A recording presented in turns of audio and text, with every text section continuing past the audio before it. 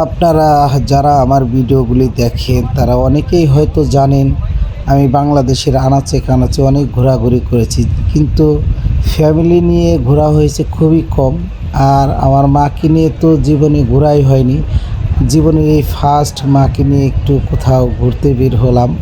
তো সেই সুবাদে চলে আসলাম আমাদের কেরানীগঞ্জের কোনাখোলায় আনোয়ার সিটি ম্যাজিক আইল্যান্ডে।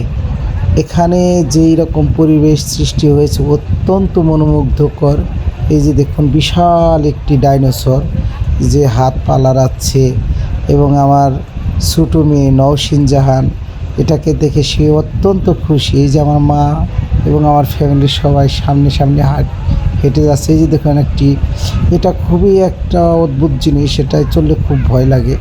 আমরা এখন পানিতে নেমেছি, যে দেখতে পাচ্ছেন খুব এনজয়েবল, খুব ভালো লাগছে। কিন্তু পানিটা যদিও একটু ঠান্ডা, তো সমস্যা নেই। এই যে এখানে আমরা গত বছর একবার আসছিলাম, এখানে একটি দুর্ঘটনা হওয়ার কারণে এই বছর এখানে আর উঠিনি। এই যে খুব সুন্দর একটি ফোয়ারার সিস্টেম, এখানে আমার নওশিন এই যে ভিতরে ঢুকে যাচ্ছে, এবং আমার ইসরাত জানে যে এইমাত্র সে বের হলো।